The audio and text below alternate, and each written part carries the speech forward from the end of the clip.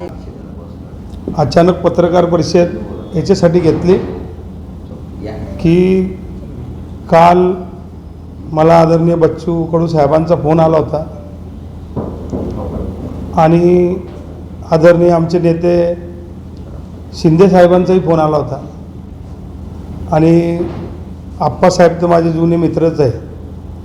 आप्पासाहेब, चंद्रकांत पाटील, आमदार साहेब सर्व मित्र आहेत. यांचेसुद्धा फोन झाले आणि यांनी सांगितलं की बा तुम्ही पाठिंबा द्या. म्हणजे कसं होईल की एक मैत्रीचं नातं जपलं जाईल, कारण नंदूभाऊ आमच्या सर्वांचे कॉमन मित्र आहेत, तेही आमचे मित्र आहेत. तर असं ठरलं की यांनी सांगितलं की बा तुम्ही पाठिंबा द्या. पण मी आप्पासाहेबांना शब्द दिला की मी पाठिंबा तर नाही देत, कारण पण मी थांबून जातो. कारण तुम्हाला सर्वांना माहीत असेल की आजची रात्र किती महत्त्वाची असेल या इलेक्शनसाठी. आणि आज रात्री जरी मी थांबलो तरी उद्या नंदू महाजन यांचा मार्ग पूर्ण मोकळा होतो. तर आप्पांच्या म्हणण्यावरती बच्चू भाऊ असतील, ते आमचे नेते आहेत, आदरणीय शिंदे साहेबांचाही फोन आला. यांचा सर्वांचा एक मैत्रीचं नातं माझ्यासोबत जुडलेलं आहे. मी यांच्याशी अशी जिद नाही करू शकत की नाही असं तसं, पण माझी मेहनतही खूप होती. मी खूप राबलोही, कामही केलं आणि मला विश्वासही होता. पण एक कुठंतरी मित्रांच्या शब्दाच्या बाहेरही जाता येत नाही. आणि नंदूभाऊंच्या माझ्या जवळपास सर्व कॉमन मित्रच आहेत, म्हणजे सोबतचे मित्र आहेत आम्ही. एक माझा मित्र होता, त्याने सांगितलं की साईबाबाचे दर्शन घ्यायला गेलो आणि एका भावाला तिकीट मागितलं तर 2 भावांना तिकीट भेटलं. असं म्हणजे बा 2 भाऊ उभे राहिले. पण सर्वांची भावना बघून आणि आदरणीय आप्पासाहेब असतील, आदरणीय शिंदेसाहेब असतील, आदरणीय बच्चू भाऊ असतील, यांचा सर्वांचा मान ठेवून मी थांबतो इथंच.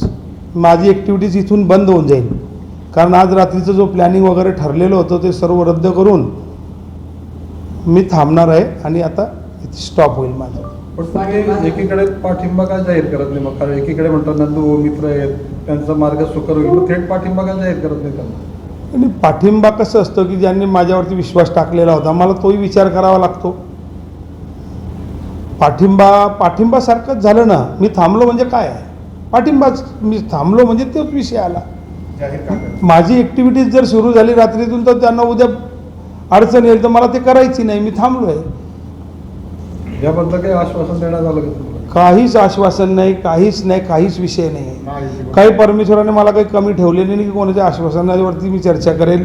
या कोणतीच कंडिशन ठेवून आम्ही राजकारणात करत नाही. कंडिशन हा आशीर्वाद शिंदेसाहेब जे देतील पुढच्या फ्युचरमध्ये जीवनात जो त्यांचा आशीर्वाद राहील तेच आमच्यासाठी पुढचे सगळा विषय राहील. तुम्ही मगाशी पहिल्या पत्रकार परिषदेमध्ये म्हटलं होतं की गिरीश महाजन यांनी मला फोन केला होता माघारीच्या दिवशी आणि तुम्ही माघारी घ्या अशी विनंती केली होती. तुम्ही त्यांच्या शब्दाला मान दिला नाही, मात्र एकनाथ शिंदेच्या शब्दाला मान दिला. काय सांगा? नाही, त्यावेळेस असं होतं की त्यांनी माघारीसाठी मला फोनही केला होता. मान गिरीश भाऊंचाही तेवढाच आहे जेवढा साहेबांचा आहे, तो विषय नाही आहे. मैत्री असते. मी अगोदरच बोललो होतो की गिरीश भाऊंशी संबंध तर सर्वांचीच असतात ना. पार्टी जेव्हा आपण आता 30-35 वर्ष झाले आम्ही राजकारणात आहे, तर मैत्रीचे संबंध सर्वांसोबत आहे. गिरीश भाऊंसोबतही आहे. आता शिंदे साहेबांचा आशीर्वादाची मला गरज आहे, कारण मी प्रवेश करणारच होतो. आप्पासाहेबांना माहिती आहे प्रवेश माझा 21 तारखेला होताच. मग आता शिंदे साहेबांचा फोन आल्यानंतर काय विषय उडतो आमचा? आज त्यांचा आशीर्वाद भेटल्यानंतर त्यांचा आशीर्वाद म्हणजे सर्व काही आमच्यासाठी. प्रवेश तर शिंदेसाहेब जेव्हा आप्पासाहेब ठरवतील तेव्हा प्रवेश होईल. आणि या ठिकाणी यशस्वी ठरलेला आहात. आपल्या दोघांच्या मैत्रीचा यामुळे माघार होत असल्याचं सांगितलं जातं आहे. नेत्यांकडे देखील आपण या संदर्भात माहिती दिलेली आहे.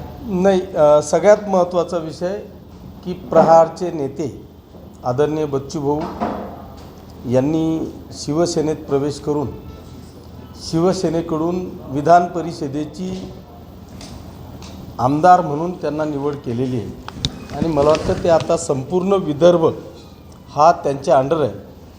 आणि मला कालच मला वाटतं बच्चू भाऊंचा अनिल भाऊंना फोन आला आणि त्यांनी अनिल भाऊंशी बोलल्यानंतर कालच मला फोन केला, परंतु मी काल मुंबईत असल्यामुळे मी इथे येऊ शकलो नाही. मी आज सकाळी आलो आणि उद्याची तयारी चालली होती, त्याच्यामुळे मी इथे येणं लेट झालं.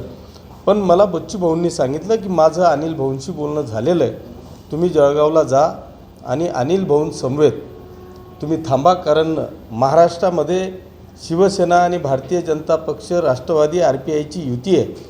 त्या युतीमध्ये आपल्यामुळे, कारण एकटे अनिल भाऊ असते आणि आपण जर काही केलं नसतं तर मग गोष्ट वेगळी होती, पण ते आता प्रहारचे सदस्य आहेत आणि प्रहारचे सदस्य असल्यामुळे त्यांचा देखील शिवसेनेत प्रवेश होणार आहे.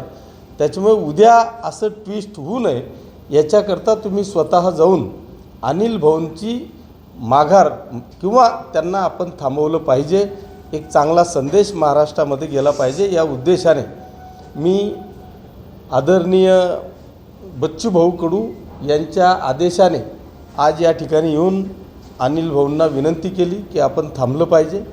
त्यांनी त्या विनंतीचा मान राखत बच्चू भाऊंचा आणि एकनाथजी शिंदे साहेबांच्या आदेशाने किंवा त्यांच्या विनंतीवरून आजची ही उमेदवारी त्यांनी या ठिकाणी थांबवलेली आहे. मी त्यांचं मनापासून अभिनंदन करतो.